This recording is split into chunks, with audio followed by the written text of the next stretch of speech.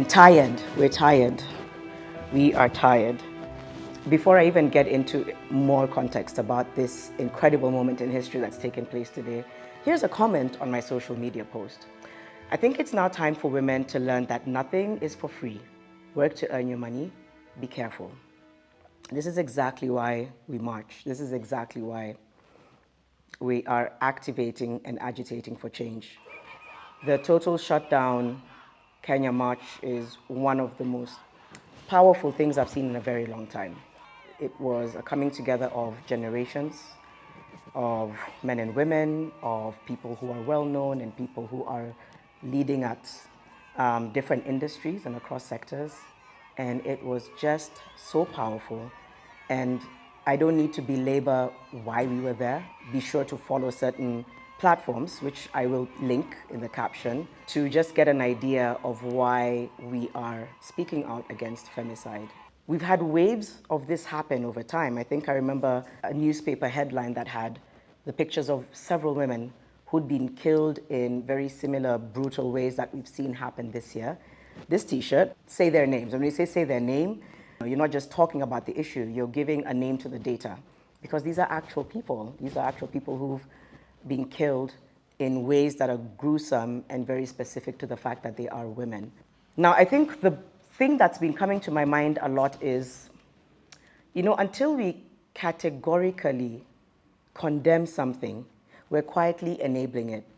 So people who have podiums and pulpits and keyboards and all of these different platforms that can be used to engage a conversation are not calling out the rising cases of not just killings, but hatred and vitriol and sexism and hate speech.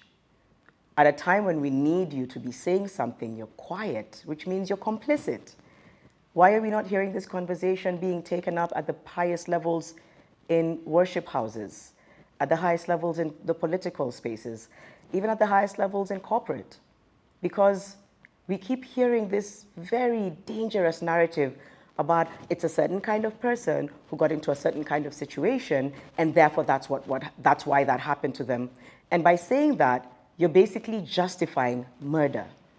And by saying it, you're also narrowing it down to a specific kind of situation. Whereas when we talk about stop killing us, it could literally be any of us at any time, in any setting, in any industry, because the lack of categorically condemning and quietly enabling means you're putting a target on our backs. You're quietly saying, you should be a certain kind of person if you don't want to be in that situation. We all know, and the data shows, that violence against women is 1 in 3 women, and it's across demographics and industries. I'm going to step a little bit to the side of this and talk about overall violence in the country. When we talk about pushing for equality, I want you to think about the fact that inequality happens at so many levels. And like I said, I'm stepping out a little bit before I come back to this really important point. So you even have inequality of gender, of demographics, of certain men, of certain women. There's an entitlement and a privilege that is met with looking down upon others.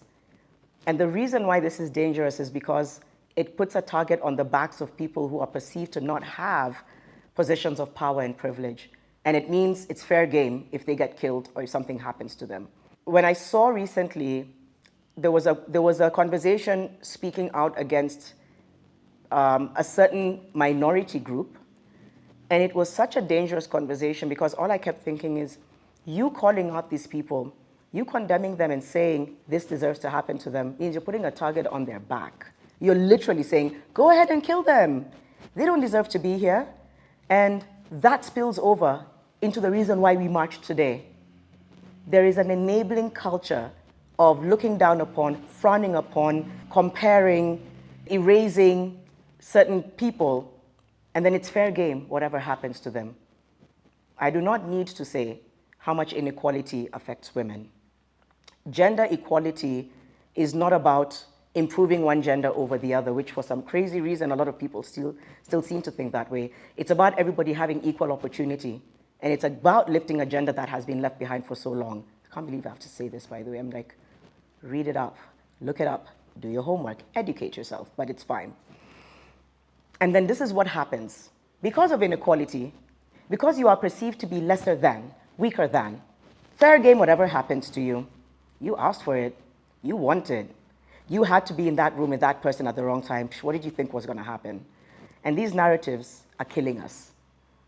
I can tell you, even me, having been in a recent situation of being in a lift and feeling like I needed to go to a different floor from the one I was supposed to go to because of the advances that were being made towards me, and I was alone with this person in the lift. It's an everyday reality for us. Every day, every situation, a date, going to school, coming back from school, taking your kids to school, going to visit your parents, going to visit your boyfriend, whatever situation we're in, we're not safe. And then we have a culture and a country that is not allowing there to be a healthy narrative. Media houses sometimes are spewing the wrong narrative as well. They're making it about victim shaming when we need to categorically condemn and say, nobody should be killed for whatever reason. She pissed you off, she did something that affected you, you can have platforms to talk about that. You do not have to take somebody's life. And yet that keeps coming up. So until we categorically say everybody's life matters, it means you're sending a message to the justice system, to the police department, to the hospitals, that when they get cases like this, they're considered light, or there's almost like a secondary blame that happens in these spaces, because these spaces are also not being empowered to take up cases seriously, or they also have a patriarchal lens. And we've heard this before. We've heard about people trying to report something that's happened to them, and they're asked, what did you do? That still happens. Those are our systems. The systems that are meant to protect us are questioning motives when there's people dying. It starts from the top, though. It also starts from the narratives and the social norms which are being perpetuated across the country, across communities and cultures and industries. And as long as those are perpetuated, as long as we're enabling harmful narratives, we're going to keep dying. And right now, as a country, everyone is at risk. Everyone is at risk. Men, women, children, we're all at risk because the country isn't safe. But make no mistake, when it comes to femicide, it's a specific hatred and gruesome murder towards women. And globally, it's an issue. And unless we have countries say, no more, this ends, the systems are going to protect you, the police are going to protect you, we're going to listen to you, we're going to put structures in place, we're going to make sure everyone is safe. That's not happening, and that's why we're dying. That's why we're saying, stop killing us. And for everybody who's watching or listening, who's online, figure out the narrative that you're picking up on and sharing. A lot of the comments, by the way, block and delete, protect your peace. Because a lot of these really ridiculous comments are enabling murder. Oh, she shouldn't have been there. Oh, what do you think? Get your own money. Stop killing us. And stop creating excuses to kill us. So thank you to the organizing organizations and mobilizers, Usikimye, Feminists in Kenya. There's so many to thank for leading the call. And thank you guys for showing up. Thank you so much for showing up. You showed up, and it encouraged me so much, and I think it's encouraged a lot of people that our voices matter, and that when we're not seeing justice being delivered, we take it upon ourselves to remind people about the names of these sisters of ours who've been killed in such a brutal way. So thank you, and I'm going to leave some resources in my caption of organizations that you need to follow to learn more about this issue, and hotlines that you can use if you or somebody you know feels like they're in danger.